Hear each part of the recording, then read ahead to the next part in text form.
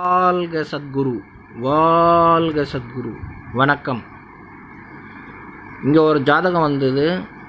பொண்ணு வந்து பார்த்திங்கன்னா கவர்மெண்ட் ஜாப்பில் நல்ல உத்தியோகத்தில் இருக்குது, நல்லா படிச்சிருக்கு, நல்லா ஸ்மார்ட்டாக இருக்குது, நல்லா எல்லா விதமான மல்டி டேலண்டட் உள்ள ஒரு பொண்ணை கல்யாணம் பண்ணி கொடுத்துட்டாங்க.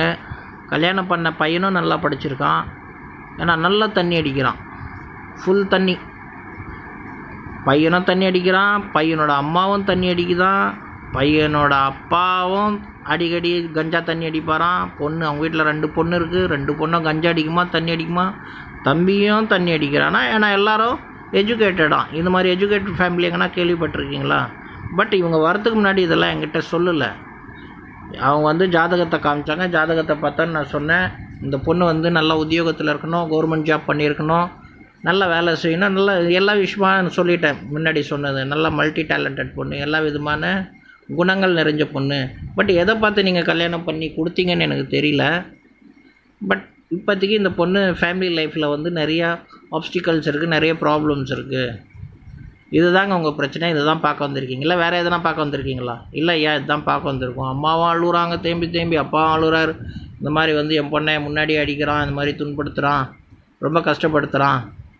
ஏன்னா எப்படியும் நான் ஒரு வாட்டி அந்த பையனை திட்டி அந்த பையனை நான் கொஞ்சம் கையை கூட வச்சுட்டேன் சார். வச்சு பெரிய பிரச்சனை ஆகிடுச்சு. இப்போ என்ன செய்யலான்னு தெரியல. பொண்ணை பார்க்குறது இல்லை, ஏதோ இல்லை. பொண்ணு தனியாக இருக்கா. அவள் அவங்க அம்மா அப்பா வீட்டுக்கு தனியாக போயிட்டான்.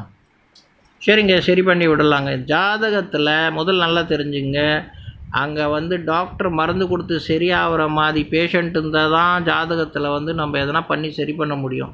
எல்லாரும் பாவம் பண்ணிவிட்டு எல்லாரும் வாங்க பரிகாரம் பண்ணிக்கலான்னா அதெல்லாம் ஆகாத காரியங்க. ஜாதகத்தில் அவன் ஓரளவுக்கு நல்லவனாக இருக்கணும், ஓரளவுக்கு பூர்வ புண்ணியம் இருக்கணும். அப்போ நம்ம பரிகாரம் பண்ணான்னா வேலை செய்யும், இல்லைன்னா வேலை செய்யாது. இல்லைன்னா பெரிய பெரிய ஆள்லாம் இருக்கானே, பயங்கரமாக பாவம் பண்ணவன், அப்போ அவன்லாம் பரிகாரம் பண்ணிட்டு போயிட வேண்டியது தானே. பயப்பட வேண்டிய அவசியமே இல்லையே. இவ்வளோ பாவம் பண்ணால் ஜோசியக்காரன் பரிகாரம் பண்ணி சரி பண்ணிவிடுவான்டான்ட்டு. அது மாதிரி இல்லை என் ஃப்ரெண்ட்ஸ். ஆள் நல்லா இருக்கணும், ஆள் உணரணும், நம்ம செஞ்சது பாவம் திருப்பி நம்ம செய்யக்கூடாதுன்னு பிராயச்சித்தம் பண்ணணும், நல்ல எண்ணங்கள் இருக்கணும். அவங்களுக்கு தான் பகவான் வழி காட்டுவார். ஸோ நானும் அதே மாதிரி அவங்களுக்கு சில நல்ல விஷயங்கள் சொல்லி என்னால் முடிஞ்ச சில விஷயங்கள் செஞ்சோன்னே அதுக்கு நம்மளுக்கு நல்ல ரிசல்ட் கிடச்சிது. அவங்க இப்போ நல்லா வாழ்கிறாங்க. நான் என்ன சொல்ல வரேன்னா, என்ன மாதிரி ஃபேமிலி பாருங்கள். அவங்க ஏன் பார்க்கல? நீங்கள் கல்யாணம் பண்ணுற பேரண்ட்ஸ் இதை கண்டிப்பாக பாருங்கள்.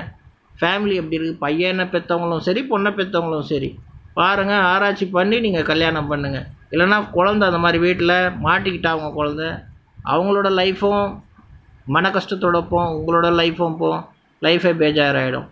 வாழ்க சத்குரு, வாழ்க சத்குரு.